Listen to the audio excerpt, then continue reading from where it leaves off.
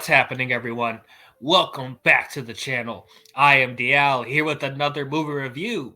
It is the month of The Hunger Games. The Ballad of Songbirds and Snakes is going to be coming out in theaters, so we're going to go back and talk about the previous four Hunger Games. So let's not waste any more time. Let us get into the one that started it all way back in 2012, simply called The Hunger Games. Let's get into it. So when it comes to the Hunger Games, um, I guess you could say that I am a mild fan of it. In general, I know these are based off of the popular books, which I have only read one of them, which was I think was the third one, Mockingjay, and I'll be honest, I don't remember a lot about that book. So pretty much you can call me a casual going into this, very similar to how I was with Harry Potter because I didn't read all the books there before I watched the movies. So similar situation with this. But I don't know, Hunger Games in general, I appreciate it as a franchise. I do enjoy it, but I wouldn't say I enjoy it on the same level as Harry Potter.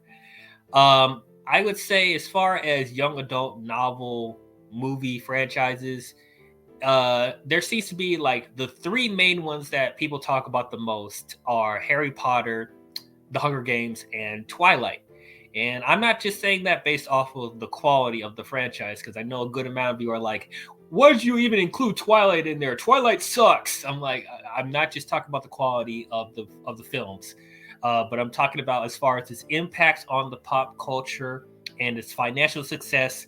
There's no denying that those three are the top three. They are the pillars of the young adult novel franchises out there. So as far as Hunger Games, it is a franchise that I have heard about numerous times, especially with a couple of my friends. I have some friends that are huge Hunger Games fans, and they've read all the books. So when it came to this first movie, a lot of them were excited for this to come out. I was not one of them. I'll be honest.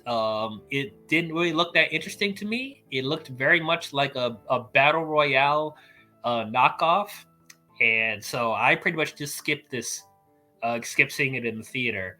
To very disappointed Hunger Games fans that I know. But yeah, I don't know. It just didn't pique my interest at the time. I was happy for the Hunger Games fans out there, but I just didn't really care to watch it. Um, but then when it came on home release, on DVD, Blu-ray, and stuff like that, my friends made me watch the first one because they really, really wanted me to see it. So I was like, okay, you know what? I'll give it a chance. Let's see how this movie is. All right, let's give it a shot. And I'll say the first Hunger Games film, I enjoyed it. I thought it was good. It was a pretty good movie. I wouldn't say that this is great. It did not blow me away, but there's a lot of interesting things with the world and the characters and the stakes of the film. I thought there's some really interesting stuff going on in this, but not enough for me to be like, oh yeah, I'm totally in now. This is going to change the game. It's not. It's not. It's a decent starting off point for this franchise, but overall, I don't know. It's good. It's good. That's all I would say about it. So the overall world and premise of the film, I do think is interesting.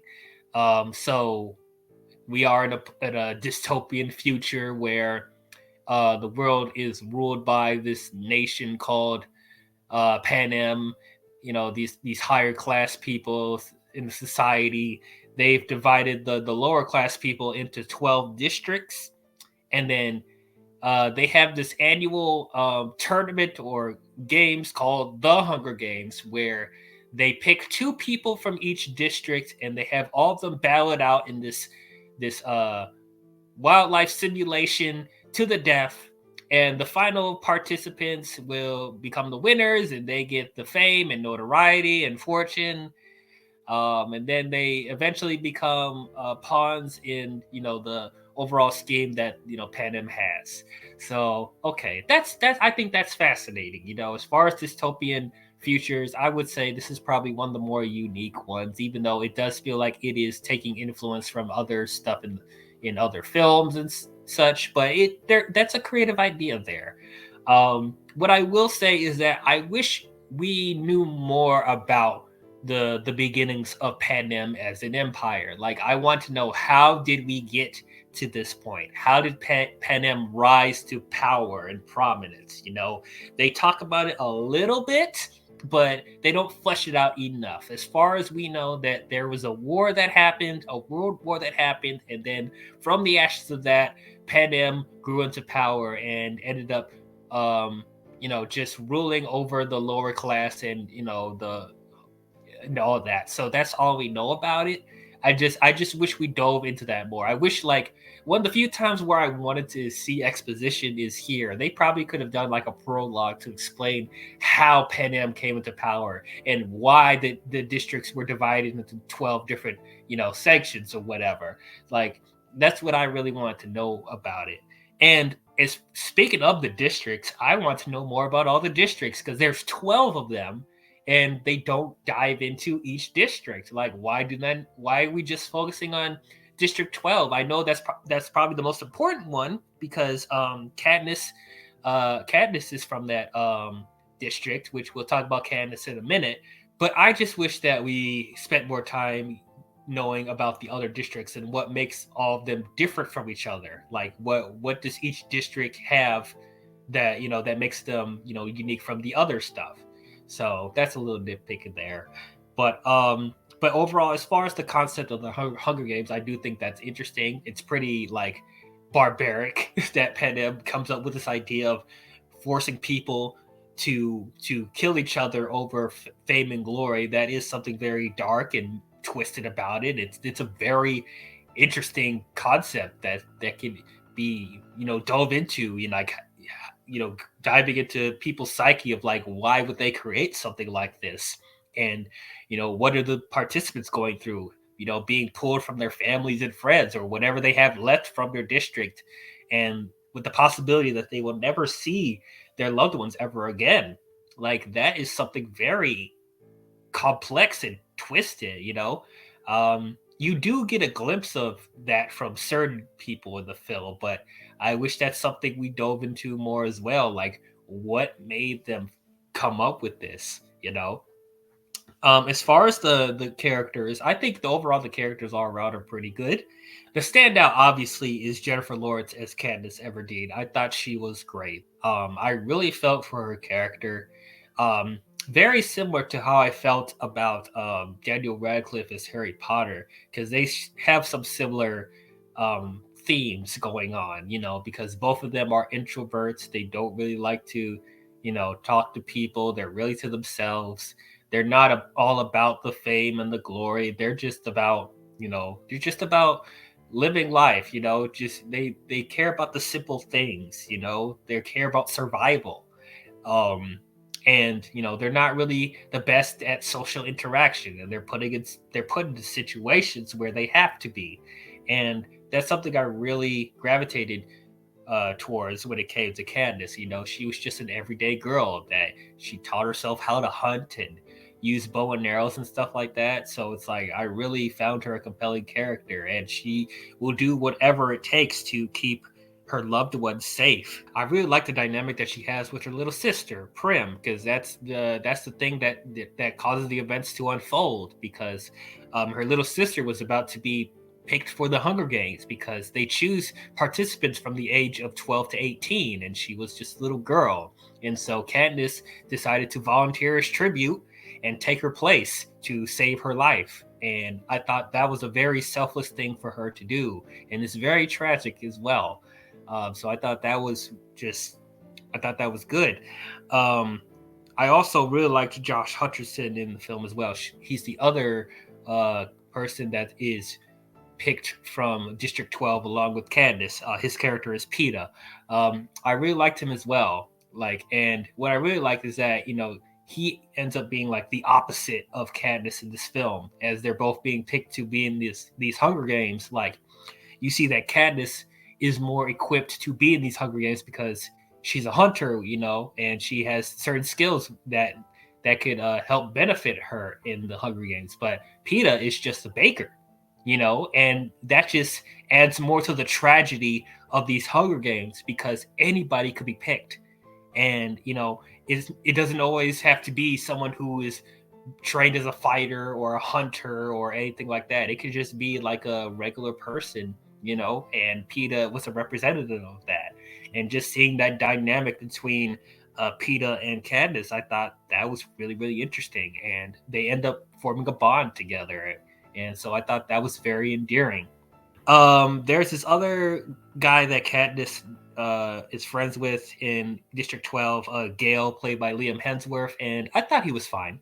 We don't dive too much with his character, but you could tell that they were really close or whatever. And I guess you could say that they're leading towards a certain love triangle between Gale, PETA, and Katniss, which okay, well, let's see how that goes. I'm not the biggest fan of love triangles in general, but like they could do something interesting with that, I guess. Another person who I thought was really good in the movie was Woody Harrelson as Haymitch. He was a former winner of the Hunger Games, and he acts as a quote unquote mentor for PETA and Candace going into these Hunger Games. And what I really like about it is that he doesn't really want to be a trainer for those two, because he just knows about the consequences of being a winner of the Hunger Games. He knows what happens after all the fame and glory, and it's not so great. And so you could just tell that he doesn't want to show it, but like you could tell that he's going through certain trauma, dealing with the Hunger Games, and he's become a drunk or whatever. And so I thought, as far as like the teases of how he is as a character, I do think that's interesting. And he ends up being fleshed out more as we go on with this franchise. As far as Elizabeth Banks as Effie, she's like the spokesperson that that helps to pick the two participants of each district. And she was a bit weird. I'm not gonna lie, she was a little over the top, but I guess she's a representative of how the higher class people in Panem are. And I don't know, just a little bit silly to me, but I guess it fits in though. It fits with how they are. As far as her outfits, they are pretty ridiculous. And it's also strange because the cinematography and the color palette of this film is so gray, and then you see like her wearing these really popping colors like purple and orange and bright blues and all that. And it's just seeing that's how the wardrobe is for the higher status people in Panem. That's what they dress like. They all of them dress practically like they are citizens of Whoville. I thought that was pretty interesting, but that's just more things that intrigued me about this world. That you would have places where it's like really gray and gritty, and then you also have places in this world that are like that. They're popping with colors and eccentric outfits, and looks like they need to walk the runway on a Victoria's Secret event. So that's very interesting. Then there's Stanley Tucci, who is the I don't know, I guess like he's the main host of the Hunger Games. His name is Caesar, I think. He was once again very eccentric, over the top, playing a character, acting like a game show host. I guess that fits in line with the, once again with how Panem is. They're all about the fame and the notoriety and the publicity and stuff like that, and he fits right along with it. So that was cool. And then we are introduced to what I assume is the main villain of this Hunger Games franchise. It is President Snow. I really liked him in this movie. There's not a lot of him. He doesn't have a lot of lines to say, but you already feel his presence in the movie. Like you feel like he's running everything that's going on. Like he has eyes on everything. He's manipulating everything that happens, and whenever stuff doesn't go his way, you are afraid of what President Snow will end up doing. He's very calculated. He has a regalness to him. I really like his voice as well. He has that distinguished, mature gravitas when it comes to his voice, and he never has to yell. He always speaks in this very it sends chills down your spine. I really, really like that. And then Also, another person I got to mention is Lenny Kravitz is in this movie. He plays Sitta. He's like the costume designer for Katniss and Peeta. And I didn't expect for them to get Lenny Kravitz in this movie, but I ended up really liking him. He also builds a bond with Katniss and Peeta, very similar to with Woody Harrelson's character and eventually Elizabeth Banks' character. And he's one of those people that actually is trying to help her win, secretly trying to give her an advantage. And it shows that he actually cares about her well-being and doing what he can to help her represent her district and stuff like that. So I really really liked him in this movie. I didn't know how much of an actor Lenny Kravitz was, but he actually was pretty good in this movie. Now, as far as the Hunger Games itself, um, it's cool, I guess. I don't know. I guess I expected a little bit more with the Hunger Games. Like, I just wish they were a little bit more creative. It's just that all the participants are dropped in this forest environment with weapons and stuff like that, and that's pretty much the main thing with it. Like, I mean, yeah, there's like they can manipulate the field whenever they want to, which is actually run by Wes Bentley's character, Seneca. I hope I said his name right. So he's the one that created this set of Hunger Games. So they have different people that create the environments for each Hunger Games, and so he's the one doing this year's Hunger Games, the 74th annual Hunger Games, I gotta say, which he was fine as well. Nothing too standoutish about his character, but no, he served his purpose. He has a very interesting facial hair he has there. The way they trimmed his beard with these designs that he has on his beard, that was very interesting. But so they are able to manipulate the field. Like there's like fire that they can create, and then there's like these mutant dog creatures, I guess, and then there's like these artificially created hives, wasps, whatever they are. But I don't know. I don't know. It just didn't feel that creative to me outside of those three things, just them in the forest.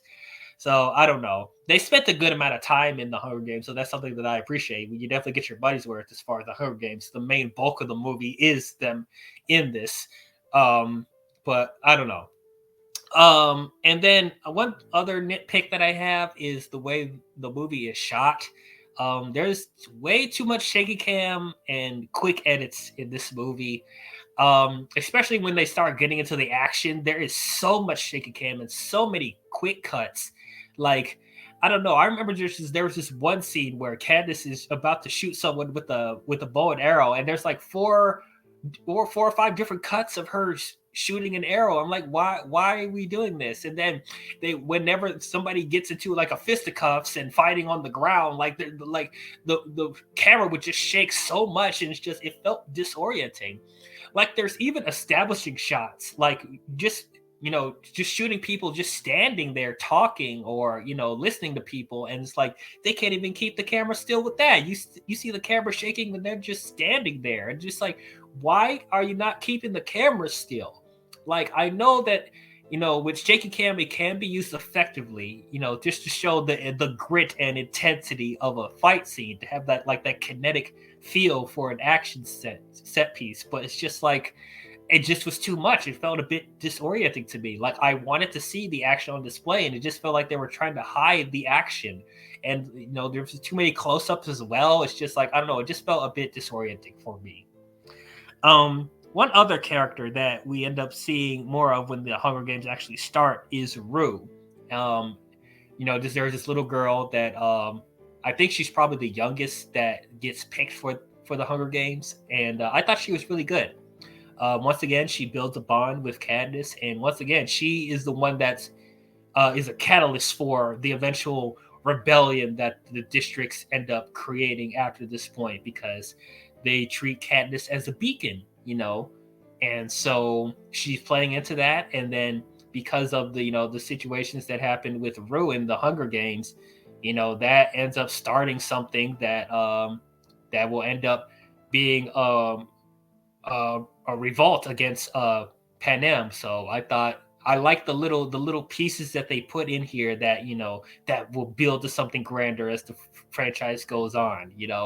And like Candace, once again, very similar with Harry Potter, is put in the situation where she ends up being like the catalyst or like the icon for the rebellion, and you could tell that that's something that she doesn't want to do, but it feels like she has to in order to get freedom for her people. So I like the reluctant hero development that we have with her. I thought it was very, very interesting. But overall, I do enjoy this first Hunger Games. I do enjoy it quite a bit. um I think there are some interesting ideas with Panem, and as far as the dystopian future with all the districts, I think it was very interesting. I just wish that for this first installment, I wish they did more to establish the world and how we got to this point. Because I feel like with other stuff, like with Harry Potter, for example, and even like Twilight to an extent, even though they're not very good movies, I think they even do a better job, like establishing the characters and the world and like how the world is, I guess. This one, I felt like they left some stuff a little too open for me. While there is interesting ideas here, I do think the characters overall are really good. That's probably the standout of this movie are the characters. They make me care about what's going on. Like I really like Jennifer Lawrence as Katniss. I really like Josh Hutcherson as Peeta. Woody Harrelson as Haymitch was really good. Lenny Kravitz as Tina was also really good. Um, President Snow was a very intimidating presence. The other supporting characters like Elizabeth Banks and Stanley Tucci and all of them, I thought they were good. Liam Hemsworth was solid. Just the sense of dread and intensity and urgency, I thought they did really well in here. The Hunger Games, while I thought the Hunger Games itself was cool, I just wish they were more creative with the set pieces, other than it being in a forest, and they throw in a couple of like obstacles in there, but like I just wish there was more of that. And I wish the action scenes were better shot. I just wish there wasn't that many shaky cam and quick edited close-ups in here, because I really want to appreciate the intensity of the action here. I actually wanted to see what was going on. But yeah, overall, I will give the Hunger Games a B. It's pretty good. I like it. But that is my overall thoughts on the Hunger Games. What did you guys think about it? Did you guys love it? Did you guys hate it? Did you guys think it was okay? Are you a fan of the Hunger Games? If you are, how does this compare to the book? Do you think this is a good translation from the book? Did it make you excited to see more from this franchise? How does this compare to the other installments of the franchise? Comment your thoughts down below and let me know. Also, if you're not a big fan of the Hunger Games, did you enjoy this regardless? Was this a good introduction to the franchise for you? I want to know. So the next film I will be talking about is Hunger Games: Catching Fire. So tune in for that when it comes out. But if you guys enjoyed this review, please don't forget to leave a thumbs up and subscribe to the channel. And please don't forget to hit the bell if you want to be notified on future videos I'll be doing. But that's all I have for you Hunger Games fans, and I'll see you guys next time. Talk to you guys later, and may the odds forever be in your favor.